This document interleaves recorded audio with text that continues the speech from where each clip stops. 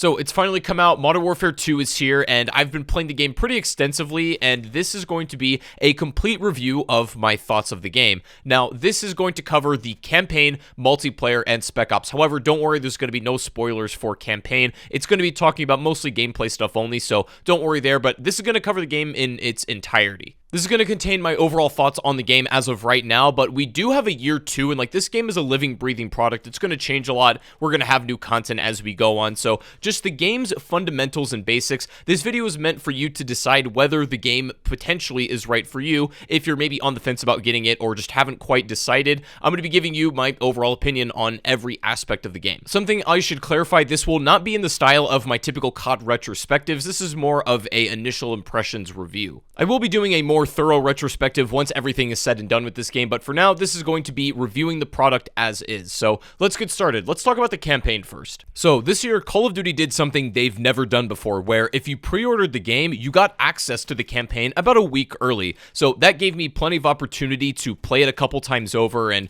really let me soak in how I feel about the experience. I played it once on stream, and then I played it off camera by myself for a little bit too, and after my multiple sessions, it really began to soak in about how I truly feel about this overall package. And I'm just going to say it, I know a lot of people are going to disagree, and that's completely fine, but this is going to be my take on it. I actually didn't like this campaign all that much, or at least compared to Modern Warfare 2019, this one doesn't even hold a candle to it, to be honest. Like, I was actually surprised about how much I didn't like it in comparison. Now, by no means am I saying this is an outright bad campaign or it's one of the worst in history. That is definitely not the case. If we're ranking it amongst every other Call of Duty game, I would say it's actually pretty average, but I think a lot of my disappointment came from it being such a letdown compared to what I was expecting, and unfortunately, that is going to be a lot of personal taste, and it's really hard to talk about why this campaign didn't work for me without talking about spoilers, and don't worry, we're not going to discuss them here, but not all of my problems and gripes have to do with story. A lot of them are also down into the actual gameplay,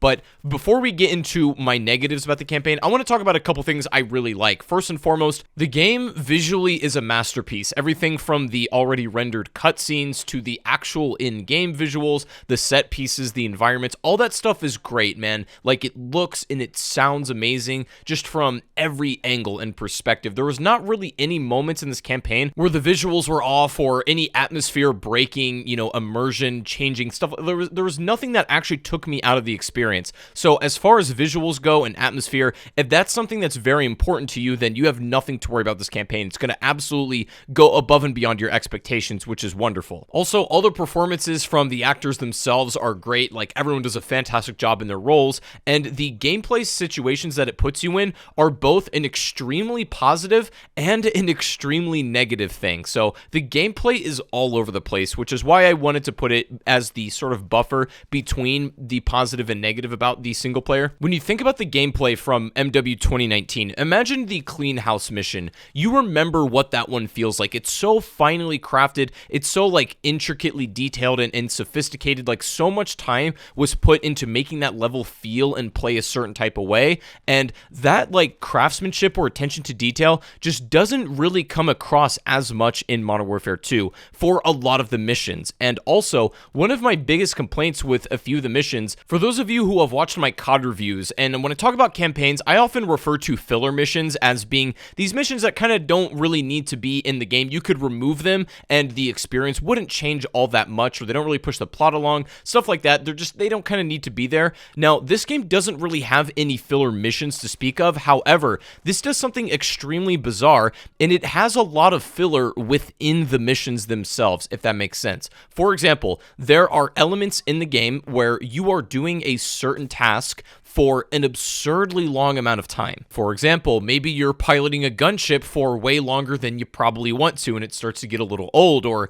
maybe you're walking through the grass and you kind of start to fall asleep at the wheel. It's like Infinity Ward did a lot of these missions where here's the puzzle, here's the gameplay scenario we're putting you in, here's the little gimmick, and it's like after a little while, after a couple minutes, like, got it, cool, that was fun, let's move on. But it's like so many missions in this game, they have a cool idea, but they just stretch it and they stretch it and they drag it on to a point where it's like, this is no longer fun, it's a little bit annoying now, and I'm kind of over it. Now, after those long gameplay sequences, you do get healthy amounts of cutscenes and story given to you through that moment in between that and the next mission, but I don't know, I've never seen a Call of Duty campaign do level design like this, and I know exactly why they did it. If you haven't played the campaign yet, just take my word for it, but when you do play it, you're going to notice, like, hey, a lot of this gameplay just feels like very experimental, and that's because it is. Much of the gameplay, and I'm just talking in terms of pure level design, is just built for their new DMZ mode. It's testing grounds for it. I won't say too much without giving a lot away, but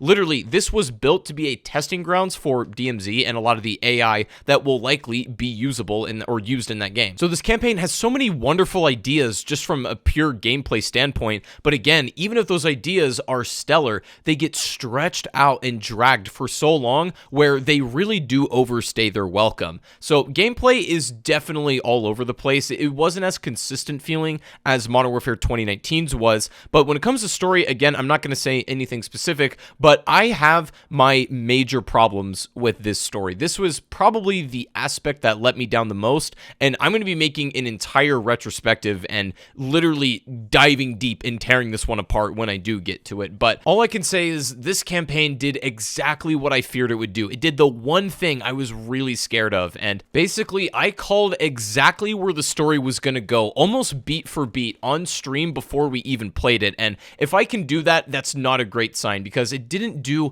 anything interesting. It didn't take me anywhere I didn't expect, unfortunately. So that's pretty much really all I can say about story. And, you know, as far as the overall experience goes, it's not the worst campaign I've ever played. Don't get it twisted. The visuals are absolutely outstanding, and they always will be, but the gameplay is very inconsistent. It has some really high highs, and it has some really low lows. But, and the story is, again, I will say that for another video. I have some words to say about that, but the campaign's not as good as Modern Warfare 2019, in my view. It's okay, it's playable, but it's not, I would say, the sole reason to get this game. So that's pretty much all for single player. Now let's move on to multiplayer. This is our first time coming back to play it since the beta, and some pretty massive changes to that core formula had been made in this game. Most noticeably first for me was in the form of movement. So they basically made the movement feel even more sluggish compared to the beta. They have removed any sense of being able to use your slide. Slide is now totally useless.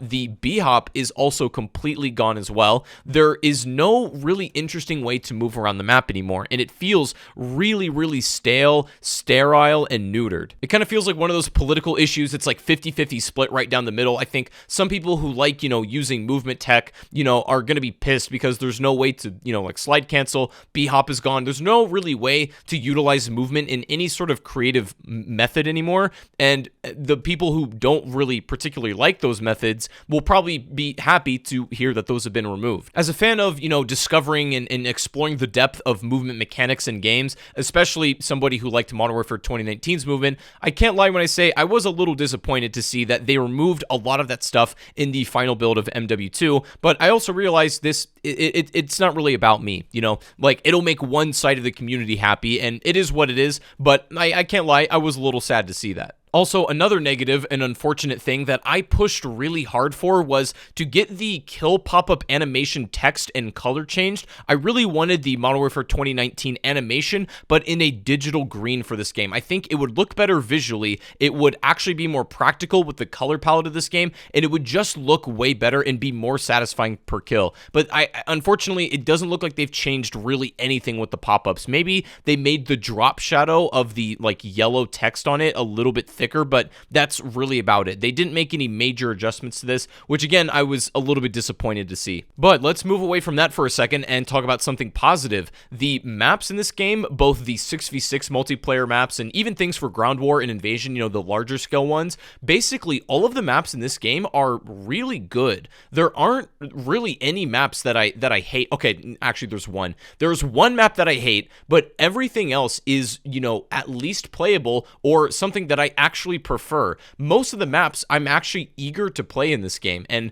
I really can't say that for a lot of games. Like, this game has far more consistent multiplayer maps than the base ones, the launch maps of Modern Warfare 2019. As far as that goes, the multiplayer experience is going to feel far more consistent when it comes to map design. That was the one thing I was really wondering in the beta, was when the full game releases, are we going to get more, really good maps like Mercado and Farm 18, or are we going to end up with a bunch of hotels? And fortunately, sadly, hotels still exist in the game, but the other maps are more designed along the lines of the Mercado and Farm 18. They feel a bit more like that, and they're fun to play. There's only a few like meh, and then there's one really bad map. Other than that, everything is playable, so map design gets an A+ for me. Also, in the good, the new weapon camo challenge system is actually genius. So Call of Duty camos have always had a pretty linear, straightforward path about how you go about unlocking them. It's gotten a little bit more complex with the addition of mastery camos involving tons of other weapons and basically the whole ecosystem of that. And they have redone how that system works entirely in this game. It's a little bit complicated, and I'm going to be explaining it in my next video in a lot more detail. But suffice to say, getting camos in this game is not a pain in the ass. And if you're somebody who really only likes to use a select few weapons, that's absolutely fine. You're still going to get some great camos for, that one weapon alone if you really only want to use that thing. It's like, it kind of works for everybody, both camo grinders and people that only use one gun. One of the biggest weaknesses in that old system was actually the challenges for camos themselves. A lot of them were just horrible to put yourselves through. Like, you all know what I'm talking about. Trying to get like mounted kills in Modern Warfare 2019 was an absolute slog. None of that really exists in this game. It's like, basically, do what you would do in a normal game counts towards your camos, like getting double kills, shooting people in the back, stuff like that. Things that are going to happen naturally all count towards that camo, and that's what pretty much the whole system is built on. Just the sheer amount of camos as well is intimidating and kind of unreal. So people who like to grind, you're going to have a lot to do. I think that's a huge plus for this MP. Also, as I've been playing and using and watching a variety of guns, the balance is pretty good in this game. There is a really large variety of different weapons being used and like all types of attachments on these builds. It wasn't what I was sort of expecting, where every gun is going to basically be everything else. They actually did a really good job at making it so weapons still have an identity, but a fair amount of customizability. I think that's still yet to be seen because we're still pretty early in the game, but as of right now, before like the actual, true meta is discovered, there's a lot of variety and room for experimentation at the moment. So I think in these early days are truly where people are going to enjoy that, core gameplay the most. And speaking of core gameplay, the kill streaks in this game are, basically the same as the beta, but they're absurdly fun, and Infinity Ward has always gotten kill streaks right. That is like the one thing that is the cornerstone of an Infinity Ward multiplayer, and if that's there, at least, just the physical 30-second gameplay loop of getting kills and kill streaks is really fun to do. However, annoyingly, it seems like they looked over one of the really big flaws in the kill streak system. Like, for example, in my beta feedback, I had pointed out how the Stealth Bomber kill streak should in no way, shape, or form be the same score or kill requirement as a Chopper Gunner, because the Stealth Bomber, again, at max can kill the enemy team all over just one time through, right? It can kill everyone on the enemy team once, wipe them out, they respawn good to go. The Chopper Gunner, you can kill the entire team multiple times over as long as it lasts or doesn't get shot down. There is no world in which those should be the same kill requirement, and I was like pretty sure they were going to adjust that before the full game, but they did not. So sadly, the Stealth Bomber still will probably not be used all that much because there's no reason really to pick that over a Chopper Gunner. But they did make some major changes from the beta, particularly when it comes to Dead Silence. They changed how that entire system of, it makes a sound when it activates. It still does that, but it's much quieter now. Footsteps in general in the full game seem a lot quieter than when compared to the beta. And also, just for anybody wondering, no, they did not change or revert to the classic minimap system. It's still what we had in the beta. Again, I understand both sides of the coin, but I actually don't really think it plays that bad in the full game. I've gotten used to it, and I think it works with the overall pacing and structure of this core multiplayer. Would I like to try this multiplayer with the OG minimap system? Sure. Is it going to happen? Probably not, but the game is not a disaster without it. The way that weapon attachments and progression works is now fully articulated from the beta, and I still hold true to my opinion in that video. It works really well, and like leveling up guns and, you know, having attachments for certain new weapons that you pick up is a really nice addition. You basically rank up weapons by ammo type, essentially, and so if you're ranking up a certain ammo type, any other gun of that platform, let's say, will have those attachments already unlocked. So when it comes to my thoughts on the overall package of multiplayer, just the experience of it all, I'm going to say it's very good, and it's definitely not perfect. Do not get it twisted. There are some changes that I feel like I would make in a heartbeat that really need to be adjusted, that, you know, probably are going to bother me as time goes on, but as an overall package, most of the choices, you know, map design, perks, kill streaks, stuff like that, everything really works in this game. And if you enjoyed Modern Warfare, you're more than likely, you're almost certain to enjoy this one too. I'm going to be interested to see how this multiplayer evolves with time, not only in terms of the community and like the meta that gets developed, stuff like that, but just in terms of content, especially in year 2. We'll wait to see what happens with all that, but the multiplayer as a core right now, it's very good. And is it better than Modern Warfare 2019? I'll let you decide that. But finally, let's talk about something that is better than Modern Warfare 2019, just like objectively, and that is Spec Ops. This is what really surprised me. Recently, I was playing MW19 for my review, and during Spec Ops, I was really unimpressed. I didn't particularly like almost anything in that experience, and in playing Modern Warfare 2 Spec Ops, it is an advancement and a refinement on basically all of those ideas in just an objectively better way. So, for example, Spec Ops, now you basically, you know, you have your classic buddy formula with another player,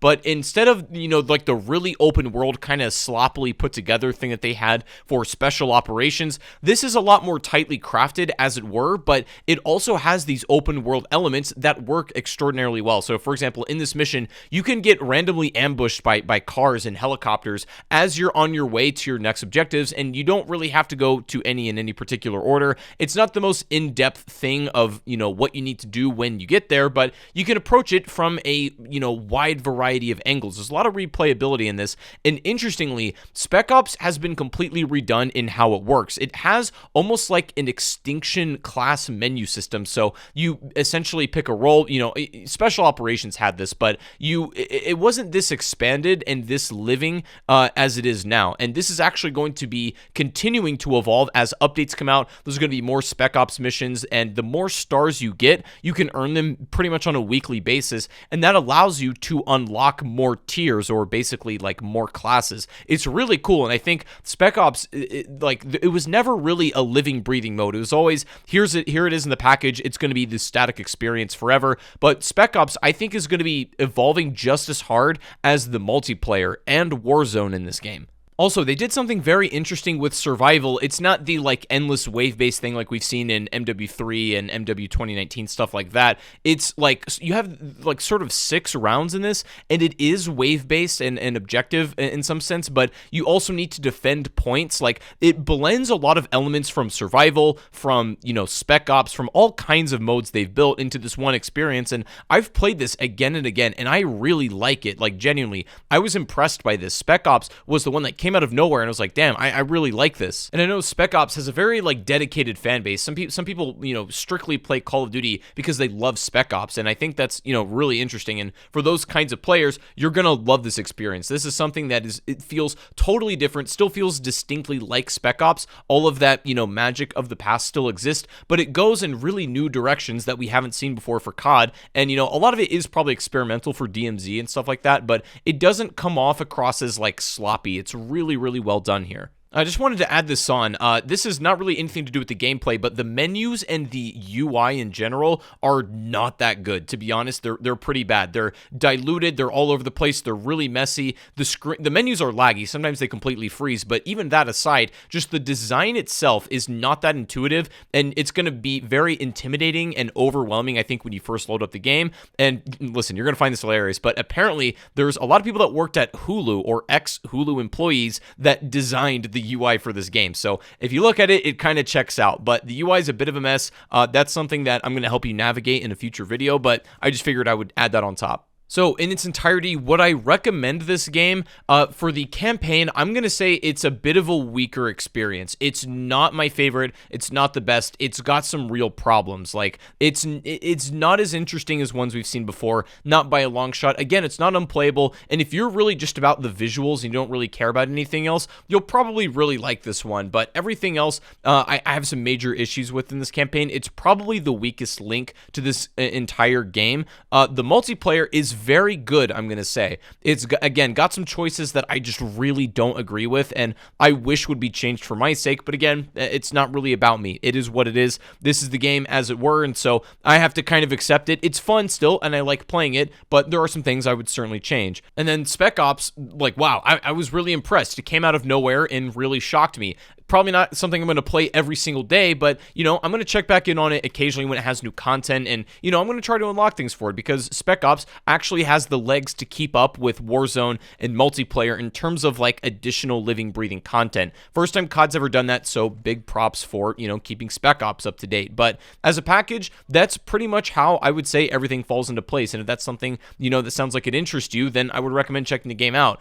This review was not meant to sway you one way or the other, just to give you some visuals to watch and, you know, something to think about. But that's pretty much all I got. Leave a like if you enjoyed, subscribe if you haven't, and I'll see you guys in the next one. Peace.